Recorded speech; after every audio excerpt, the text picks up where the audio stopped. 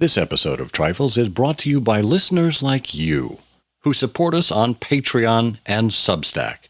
To learn more, go to patreon.com/trifles or trifles.substack.com. Welcome to Trifles, a weekly podcast about the Sherlock Holmes stories. It is, of course, a trifle, but there is nothing so important as trifles. Yes, the Greek interpreter interpreted, the Norwood builder built, and the Reigate squires puzzled, but there are so many other details to pick apart in the stories. Pray, be precise as to details. How many disguises did Sherlock Holmes use? What were the street Arabs? And how did he get information from his underground network? You are very inquisitive, Mr. Holmes. It is my business to know what other people don't know. Scott Monty and Burt Wolder will have the answers to these questions and more in Trifles. The game's afoot.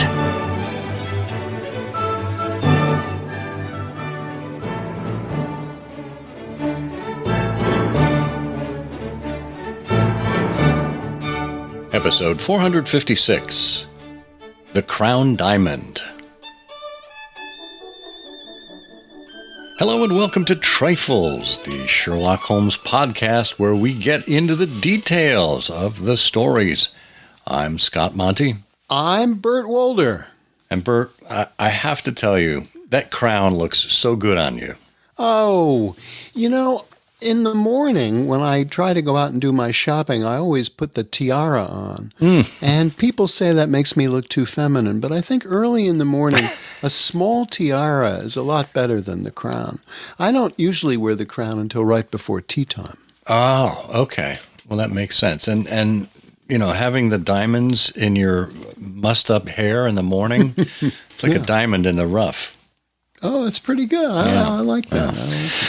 Well, we have an interesting show for you today. It is the 6th in our series where we are looking at the Apocrypha of Sherlock Holmes. This one involves a play, and as much as we recently talked about another play recently in The Speckled Band, this one is The Crown Diamond, which is, well, you're going to hear from us whether it's inspired by or it did inspire the short story, The Mazarin Stone. We'll be talking about the discoveries behind it and what it meant and how it came to light, and lots more just ahead. Just a reminder, if you'd like to support the show, you can do that by going to Patreon or Substack. Your support helps us to do what we do here for as little as $1 a month. You help us to keep the lights on, keep the mics on, keep the email flowing. Let us do the research. Let us pay for the prizes and the mail associated with getting them out. All kinds of stuff like that.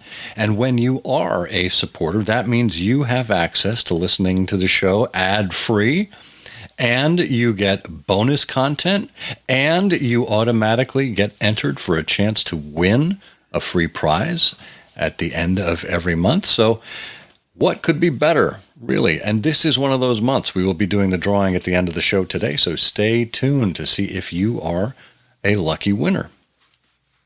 Just go to the show notes for links to our Substack and our Patreon, or go to patreon.com/trifles or trifles.substack.com.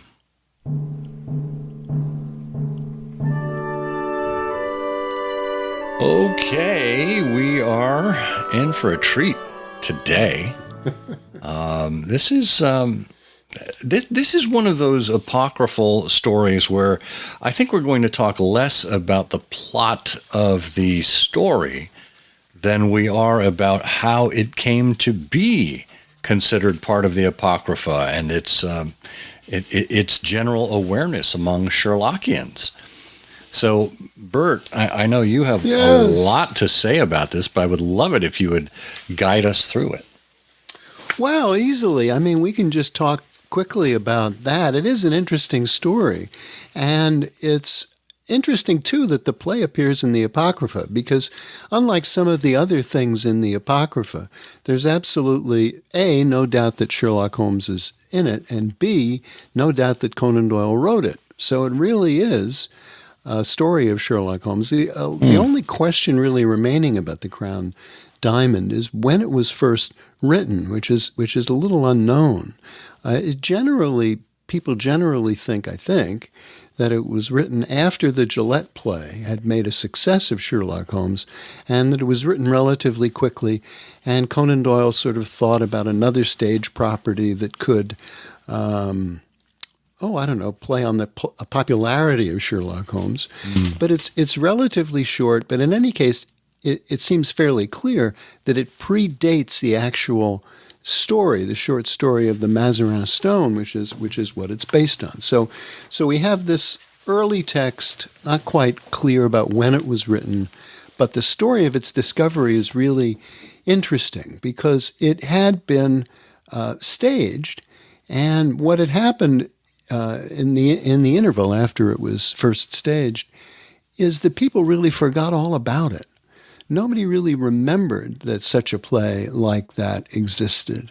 And this is a story that our late friend Russell Merritt brought together for the first time in the Five Orange Pips book, Papers on the Sundial, edited by Don Pollock and published in 2020, in an article all about this. And Russell sort of brought this story together. And of course, Russell was a great authority on the film and cinema Sherlock Holmes and on other things. And basically, what happened here was that Jim Montgomery, whom we have talked about, in fact, you can go over to iHose, and in our episode 290, I think it was, we talked about Jim Montgomery. Yeah. Montgomery, in 1946, writes an article in the Baker Street Journal about his visit to Scotland Yard and finding Sherlock Holmes's gramophone, which, as you remember, is a big feature in the Mazarin Stone.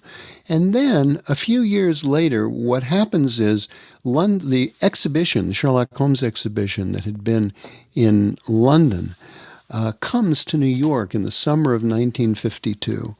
And for the first time when those materials came to New York, Adrian Conan Doyle had brought an exercise book that Conan Doyle had used to write something in. And Adrian lets Jim Montgomery read this for 15 minutes and then grabs it back. And it looks to Montgomery that it's a manuscript for a play based on the Mazarin Stone. Now, later on, it becomes fairly clear that exercise book had been found in a bank, in a hat box, in 1947 by Adrian, I gather. Although, that's a little unclear, but there was some news coverage of a particular discovery about an unknown Conan Doyle work around 1957. So anyway, Montgomery thinks about this and wonders, well, if this is a play, had it ever been put on anywhere, and was it performed? So Montgomery writes to Anthony Howlett. Howlett was the founder of the Sherlock Holmes Society of London and a friend of his. And Howlett consults the Lord Chamberlain's office, which is the office in Britain that approves plays before they're put on. And its holdings, are not really available to the general public, but Howlett has great connections there. And he finds the typescript entitled The Crown Diamond and sends it, a copy of it, to Montgomery. And when Montgomery looks at it, he says to himself, oh, gee, this is kind of different from what I saw in Adrian's exercise book. I thought Montgomery had been known for his publishing his Christmas annuals. Montgomery was the one who really began publishing things like the Baker Street Journal in a more modest format than the original first series of the Baker Street Journal. He began to show people what could be done with a simpler production and more text. And so he wants to include this in one of his Christmas annuals. But Edgar Smith has a different idea. Edgar is about to put out a book, the first Five Orange Pips anthology, The Best of the Pips. And Edgar says, why don't we put the play in the book? So in June of 1954, Montgomery writes to Tony Howlett asking for his approval to feature the play in this anthology. And that's in June, and he hears nothing back from Howlett at all. And in October, however, of that year, before the Pip's book is about to go into production, Howlett writes back and says, the Conan Doyle estate is really going to object to this. And when I sent you the copy, I just thought it was for your private enjoyment. If I were you, I wouldn't really do it. And basically, Smith and Montgomery decided, because of their friendship with Howlett and so on, that they really wouldn't publish it. So what happened is Smith asked Montgomery to, look, why don't you just sort of put all this together with what you looked at and this particular text and write a little expanded essay that compares your reading of this typescript with the version that you first saw in the exercise book, and then summarize the play. And, we could put that essay in there. And that's really how the news of the Crown Diamond first came to the public. But almost immediately afterward, Edgar actually privately printed the typescript himself for the Baker Street Irregulars, a small number of copies that he distributed very discreetly. Always trying to get on the right side of Adrian.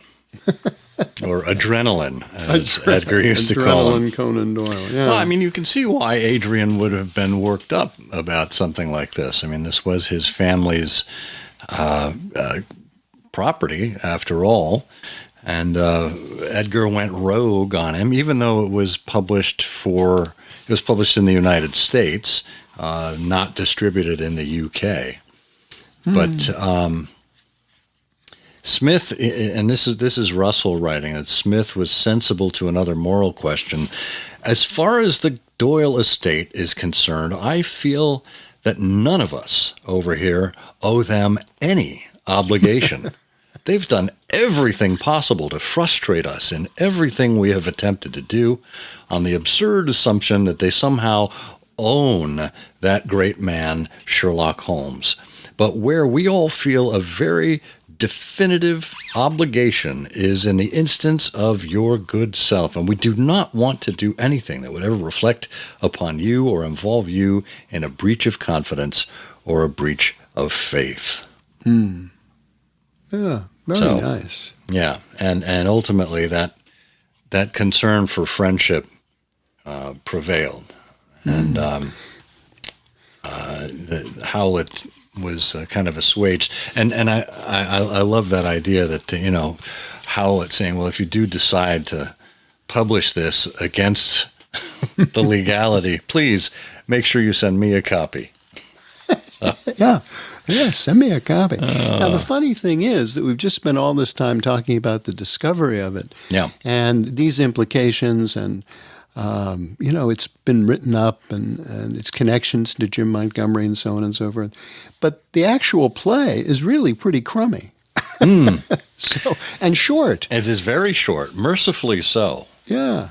And it differs in big ways, from the actual story, the Mazarin Stone, which, as we said previously, most likely came a long while after this text was originally written. And to me, this is where Jim Montgomery's scholarship really shone brightly, because it was in recognizing in the play, at least the way the play was originally written, that there was no Hoffman's Baccarat that was played by the gramophone in the next room. It was simply Holmes disappearing into the next room for about 5 minutes and then reappearing in the place of the wax figure.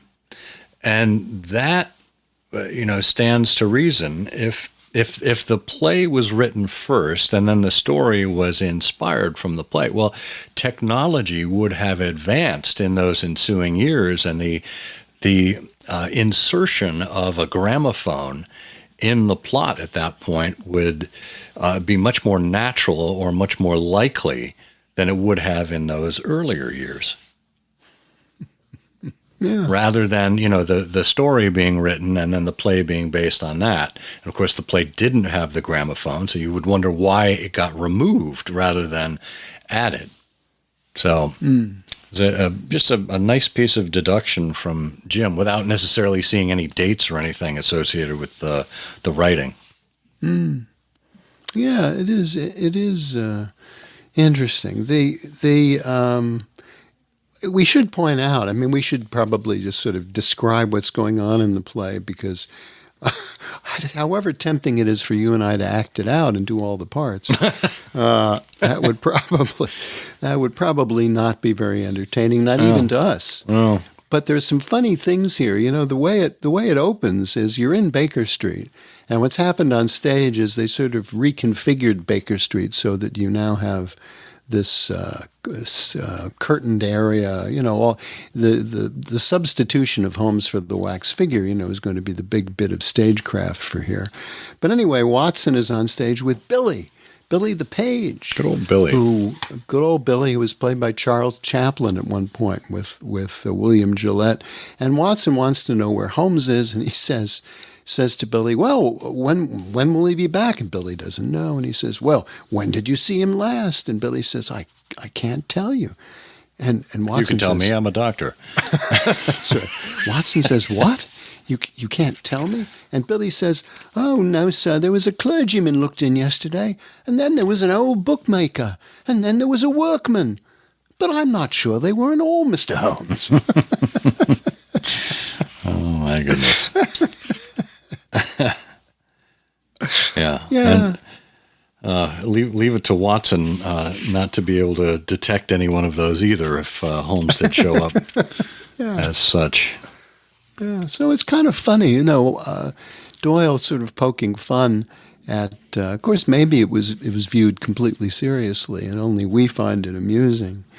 But then you quickly learn that there's been a big burglary and the Crown Diamond is missing.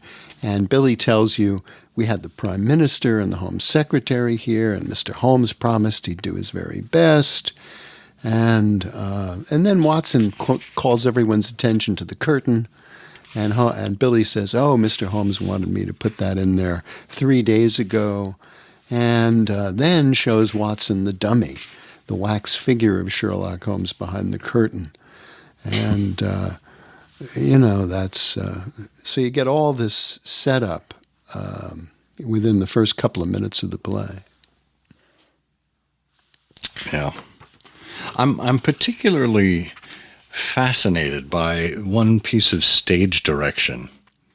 There's a safe in the room, and a woman approaches it, and the lights go out, and in the darkness, there's a sign over the safe in big red letters. It says "Don't touch." I'm just trying to imagine that in a Sherlock Holmes play, almost like a neon sign would go on as the lights go out in the house. Don't touch. Well, if that isn't inviting you to touch it, I don't know what is. That just seems a little odd and out of place in the rest of these scenarios. Well, basically what happens is an old woman comes into Baker Street and putters around on stage, and Watson gets a little bit huffy about what she's doing, and of course, that old woman is really Sherlock Holmes. Go figure. Bum, bum, bum. And Watson says, my dear fellow, why this disguise? And Holmes says, a little comic relief, Watson. Yeah, it's just. When I saw you sitting awkward. here, I couldn't help myself. So I ran out and put my old woman costume on. Yeah, it's just really, really terrible. Well, yeah, and anyway, instead of Count Negretto Silvius as in the Mazarin Stone, what we have here is Colonel Sebastian Moran and his particularly sort of lower class criminal assistant Sam Merton. Oh, Sam Merton. And sort of the story takes the path you would think it would take. Yeah. Well, interestingly enough, this play was first performed on May 16th, 1921, at the London Coliseum, starring Dennis Nielsen Terry as Sherlock Holmes and R.V. Taylor as Watson. And then published in 1958 by the Baskerette Press. That must have been Edgar's latest. Edgar. Yeah. So not the Pamphlet House anymore, not the BSI, but the Baskerette Press. Yeah, well, the Pamphlet House had an address that, you could find. And sue, yeah, sure. Yeah. I suppose Edgar would say, I don't have a basket. Leave me alone. Yeah. Okay, we promised you we'd do a drawing. This is the time of the show, and we do it at the end of every month. We put all of our patrons' names into a drawing like this. It means you support us on Patreon or on Substack for as little as $1 a month. And to do that, you just go to patreon.com/trifles or trifles.substack.com, and we have a random drawing. So let's get this show on the road and give the prize wheel a big spin. It's going around, slowing down on number 63, and that belongs to Carol Berger. Carol, congratulations. We'll have that copy of the Baker Street Journal off to you post-haste. Well, either way, it's, to me, the discovery of the play and the story behind that is far more fascinating than the play itself as an addition to the Apocrypha of Sherlock Holmes. Yes, and we can tell you, by the way, that if you don't have a copy of the Apocrypha of Sherlock Holmes and you're keen to read the play, worry no more, because we'll put a link in the show notes. That actual little exercise book, if you want to look at that Jim Montgomery saw all those years ago from Adrian, is at the Toronto Public Library. And it's available for everyone to view in all of its glory online.